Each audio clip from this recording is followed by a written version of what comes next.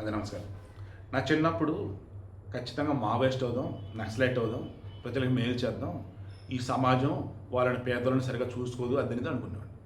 సింధూరం cinema చూసిన తర్వాత అమ్మ బాబోయ్ ఈ మావోయిస్ట్ నక్సలైట్లు కరెక్ట్ కాదురా బాబు, కలం పడదాం, బాగా చదువుకుందాం, గొప్ప అవుదాం, ఐపీఎస్ ఆఫీసర్ అవుదాం, లేదంటే ఒక జర్నలిస్ట్ అవుదాం అప్పుడే అనుకున్నాను. సో ఫైనల్లీ ఐపీఎస్ అన్నప్పుడు అది అవ్వలేదు, బట్ డిఎస్పీ ఛాన్స్ వచ్చి కూడా ఇంటర్వ్యూ పోయింది. ఇక జర్నలిస్ట్గానే ఇలా ఉన్నాను. నేను చేసిన మంచి అంతా చేస్తున్నాను. ఈ మూమెంట్లో ఇప్పుడు మీకు చెప్పాల్సిన నిజం ఏంటి అంటే, చంద్రబాబు గారు ముఖ్యమంత్రి అయిన తర్వాత ఆయన ఫస్ట్ రాయలసీమ ఫ్యాక్షనిజం లేకుండా చేశాడు. At the same time simultaneously naxalite రహిత ఆంధ్రప్రదేశ్ చేద్దామని అనుకున్నాడు. ఎన్నో ఎఫర్ట్స్ పెట్టాడు. చివరికి ఆయన సరే చంపాలని చూస్తారు అలిపిరి దగ్గర, అయినా సరే బతికాడు. బట్ కొంతమంది ఏరివేశాడు, వెతికి మరి ఏరివేశాడు. ఉమేష్ చంద్ర ఐపీఎస్ ద్వారా కోవట్ ఆపరేషన్ చేపించి మరి లేపు అవతలేశాడు. రాజశేఖర్ వచ్చిన తర్వాత వాళ్ళని నమ్మించి మోసం చేసి వాళ్ళని చంపించేశాడు. అయినా కానీ చంద్రబాబు అంటేనే వాళ్ళందరికి బాగా కోపం. సరే ఎనీవే, ఎందుకు ఏంటంటే ఇక మీకు తెలియాలి.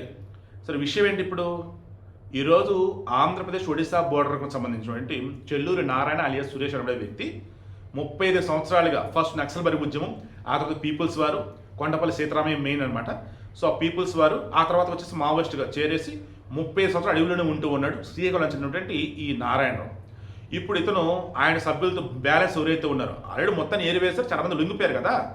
అలా భారతదేశాన్ని మావోయిస్ట్ ముక్త భారత్ అని ప్రకటిస్తాను మార్చ్ 31, 2026 అని చెప్పేసి హోంమంత్రి ప్రకటించారు అమిత్ షా.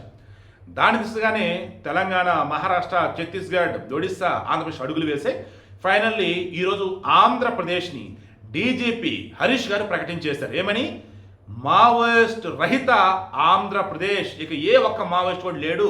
లొంగిపోయిన వాళ్ళకి పునరావాసం కల్పిస్తాం, వాళ్ళ తల మీద రివార్డ్ అమౌంట్ వాళ్ళకే ఇస్తాం. సో ఇక నుంచి ధైర్యంగా సంతోషం గొప్పగా బతకండి అంతా కూడా.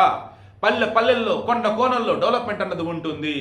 ఎక్కడ కూడా ఎవరు ఉన్నారు కూడా ఎవరు దోచుకోరు, అన్నిటికీ అకౌంటబిలిటీ ఉంటుందని చెప్పున్నారు.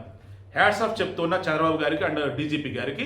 ఓవరాల్గా ఈ రోజుతో ఆంధ్రప్రదేశ్లో మరో గొప్ప అధ్యాయం మొదలైంది. ఇక నుంచి ఓన్లీ రాజ్యాంగబద్ధమైన పరిపాలన ఉంటుంది. పోలీసులు కూడా ఇక నుంచి చక్కగా పద్ధతిగా ఫ్రెండ్లీ పోలీసుగా ఉంటూ గొప్పగా అందరితో కలిసి అడుగులని కోరుకుంటున్నా. చంద్రబాబు గారు 30 సంవత్సరాల క్రితం కలగన్నటువంటి కళ ఈ రోజుతో నెరవేరింది.